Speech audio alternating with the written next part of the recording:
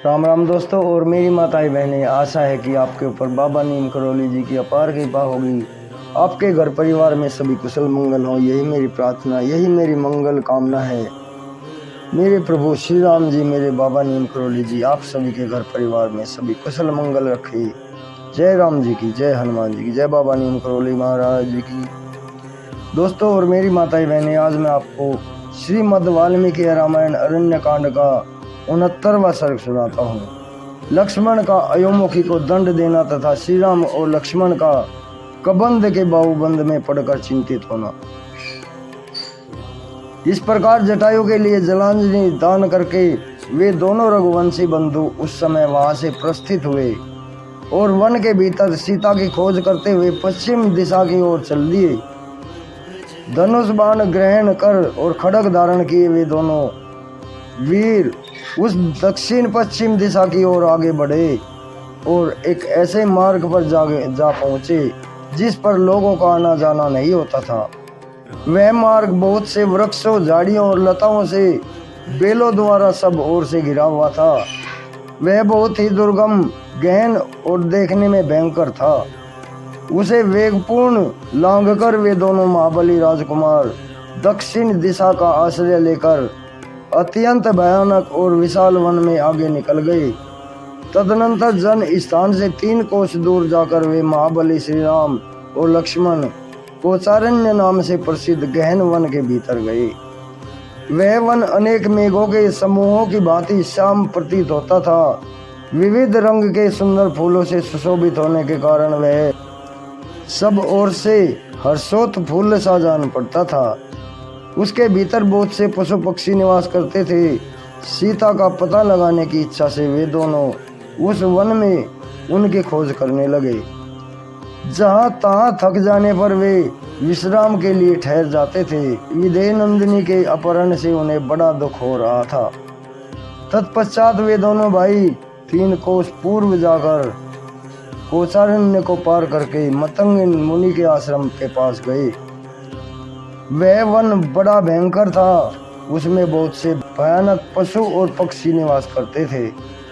अनेक प्रकार के वृक्षों से व्याप्त वह सारा वन गहन वृक्ष वलियों से भरा हुआ था।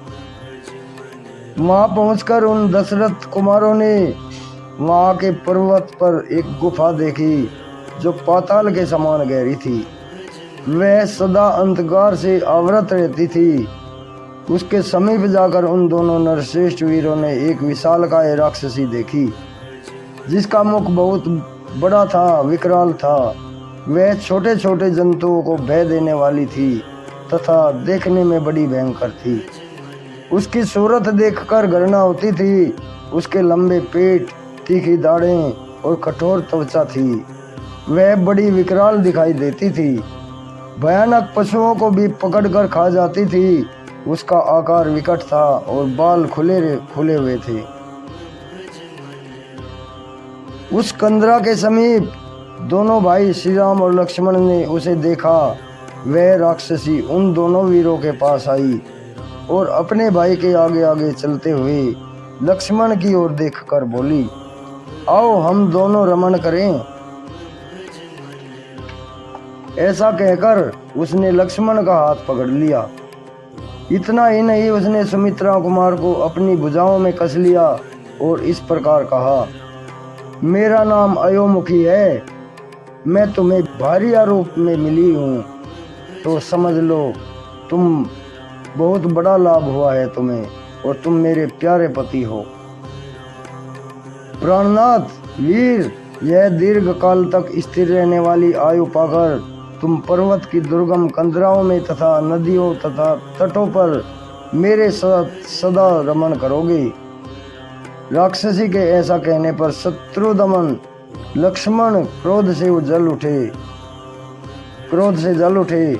उन्होंने तलवार निकालकर उसके कान नाक काट लिए और स्तन काट डाले। नाक और कान कट जाने पर वह भयंकर राक्षसी जोर जोर से चिल्लाने लगी और जहाँ से आई थी उधर ही भाग गई। उसके चले जाने पर वे दोनों भाई शक्तिशाली श्री राम और लक्ष्मण बड़े वेग से चलकर एक गहन वन में जा पहुंचे। उस समय महातेजस्वी धैर्यवान, सुशील एवं पवित्र आचार विचार वाले लक्ष्मण ने हाथ जोड़कर अपने तेजस्वी भ्राता श्री रामचंद्र जी से कहा, आर्य, मेरी बाईं बाह जोर जोर से फड़क रही है और मन उद्विग्न हो रहा है। मुझे बार बार बुरे शकुन दिखाई देते हैं, इसलिए आप भय का सामना करने के लिए तैयार हो जाइए। मेरी बात मानिए, ये जो बुरे शकुन हैं वे केवल मुझे ही तत्काल प्राप्त होने वाले भय की सूचना देते हैं। इसके साथ एक शुभ शकुन भी हो रहा है। यह जो वचुअल नामक अत्यंत दारुण पक्षी है, यह युद्ध में हम दोनों की विजय सूचित करता हुआ सा जोर जोर से बोल रहा है। इस प्रकार बलपूर्वक उस सारे वन में वे दोनों भाई जब सीता की खोज कर रहे थे, उसी समय वहां बड़े जोर का शब्द हुआ, जो उस वन का विध्वंस करता हुआ सा प्रतीत होता था। उस वन में जोर जोर से आंधी चलने लगी। वह सारा वन उनकी लपेट में आ गया। वन में उस शब्द की जो प्रतिध्वनि उठी, उससे वह सारा वन प्रांत गूंज उठा। भाई के साथ तलवार हाथ में लिए श्री भगवान राम उस शब्द का पता लगाना ही चाहते थे कि एक चौड़ी छाती वाले विशाल राक्षस पर उनकी दृष्टि पड़ी। उन दोनों भाइयों ने उस राक्षस को अपने सामने खड़ा पाया। वह देखने में बहुत बड़ा था, किंतु उसके ना मस्तक था ना गला, कबंध धड़ मात्र ही उसका स्वरूप था। उसके पेट में ही मुंह बना था। उसके सारे शरीर में पैने और तीखे रोए थे। वह महान पर्वत के समान ऊंचा था। उसकी आकृति बड़ी भयंकर थी।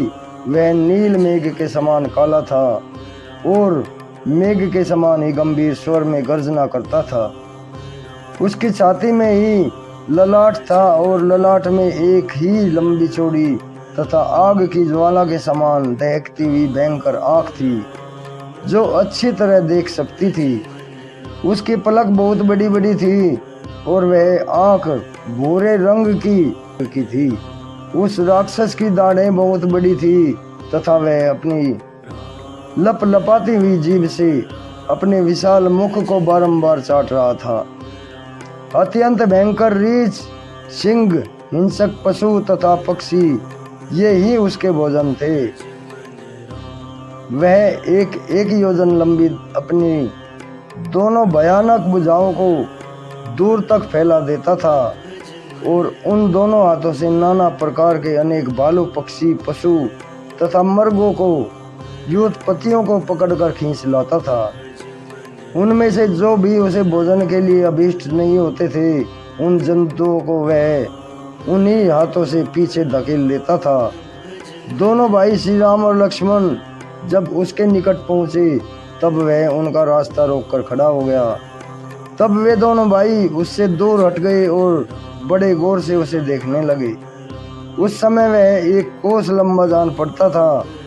उस राक्षस की आकृति केवल कबंध धड़ के समान ही थी, इसलिए वह कबंध कहलाता था। वह विशाल, हिंसापरायण, भयंकर तथा दो बड़ी बड़ी भुजाओं से युक्त था और देखने में अत्यंत घोर प्रतीत होता था। उस महाबाहु राक्षस ने अपनी दोनों विशाल भुजाओं को फैलाकर उन दोनों रघुवंशी राजकुमारों को बलपूर्वक पीड़ा देते हुए एक साथ ही पकड़ लिया। दोनों के हाथों में तलवारें थी, दोनों के पास मजबूत धनुष थे और वे दोनों भाई प्रचंड तेजस्वी, विशाल भुजाओं से युक्त तथा महान बलवान थे। तो भी उस राक्षस के द्वारा खींचे जाने पर विवशता का अनुभव करने लगे। उस समय वहां शूरवीर रघुनंदन श्री राम तो धैर्य के कारण व्यथित नहीं हुए, परंतु बल बुद्धि होने तथा धैर्य का आश्रय न लेने के कारण लक्ष्मण के मन में बड़ी व्यथा हुई। तब श्री राम के छोटे भाई लक्ष्मण विषादग्रस्त होकर श्री रघुनाथ जी से बोले, वीरवर, देखिए मैं राक्षस के वश में पड़कर विवश हो गया हूँ। रघुनंदन, एकमात्र मुझे ही इस राक्षस को भेंट देकर आप स्वयं इसके बाहुबंद से मुक्त हो जाइए। इस भूत को मेरी ही बलि देकर आप सुखपूर्वक यहाँ से निकल भागिए। मेरा विश्वास है आप शीघ्र ही विदेही राजकुमारी को प्राप्त कर लेंगे। श्री राम वनवास से लौटते वक्त पितामहों की भूमिका अपने अधिकार में लेकर जब आप राज सिंहासन पर विराजमान होइएगा, तब वहाँ सदा मेरा भी स्मरण करते रहिएगा। लक्ष्मण के ऐसा कहने पर श्री राम ने उन सुमित्रा कुमार से कहा, वीर तुम भयभीत ना हो, तुम्हारे जैसे शूरवीर इस तरह विषाद नहीं करते। इसी बीच में क्रूर हृदय वाले दानव शिरोमणि महाबाहु कबंध ने उन दोनों भाई श्री राम और लक्ष्मण से कहा, तुम दोनों कौन हो? तुम्हारे कंधे बैल के समान ऊंचे हैं, तुमने बड़ी बड़ी तलवारें और धनुष धारण कर रखे हैं। इस भयंकर देश में तुम दोनों किस लिए आए हो? यहाँ तुम्हारा कार्य क्या है, मुझे बताओ। भाग्य से ही तुम दोनों मेरी आंखों के सामने पड़ गई। मैं यहाँ भूख से पीड़ित होकर खड़ा था और तुम स्वयं ही धनुष बाण लेकर खड़ग लिए तीखे सींग वाले दो बैलों के समान तुरंत ही इस स्थान पर मेरे निकट आ पहुँचे। अतः अब तुम दोनों जीवित नहीं रहोगे, तुम्हारा जीवित रहना कठिन है। दुरात्मा कबंध की ये बातें सुनकर श्री राम ने सूखे मुख वाले लक्ष्मण से कहा, वीर कठिन से कठिन असहाय दुख को पाकर हम दुखी थे ही, तब तक पुनः प्रियतमा सीता के प्राप्त होने से पहले ही हम दोनों पर यह महान संकट आ गया है, जो जीवन का अंत कर देने वाला है। लक्ष्मण, काल का महान बल सभी प्राणियों पर अपना प्रभाव डालता है। देखो ना, तुम और मैं दोनों ही काल के दिए हुए अनेकानेक संकटों से मोहित हो रहे हैं। लक्ष्मण, देव अथवा काल के लिए संपूर्ण प्राणियों पर शासन करना भार रूप कठिन नहीं है। जैसे बालू के बने हुए पुल पानी के आघात से ढह जाते हैं, उसी प्रकार बड़े बड़े शूरवीर, बलवान और अस्त्रवेत्ता पुरुष भी समरांगण में काल के वशीभूत हो कष्ट में पड़ जाते हैं। ऐसा कहकर सुदृढ़ एवं सत्य पराक्रम वाले महान बल विक्रम से संपन्न महायशस्वी प्रतापशाली दशरथ नंदन श्री राम ने सुमित्रा कुमार लक्ष्मण की ओर देखकर उस समय स्वयं ही अपनी बुद्धि को सुस्थिर कर लिया। इस प्रकार श्री वाल्मीकि निर्मित आस रामायण आदि काव्य के अरण्य कांड में 69वां सर्ग पूर्ण हुआ। जय श्री राम, जय बाबा नीम करोली महाराज जी, जय हनुमान जी। दोस्तों और मेरी माताएं बहनें, आप सभी के लिए कल्याणकारी हो ये श्री राम जी की महिमा 69वां सर्ग।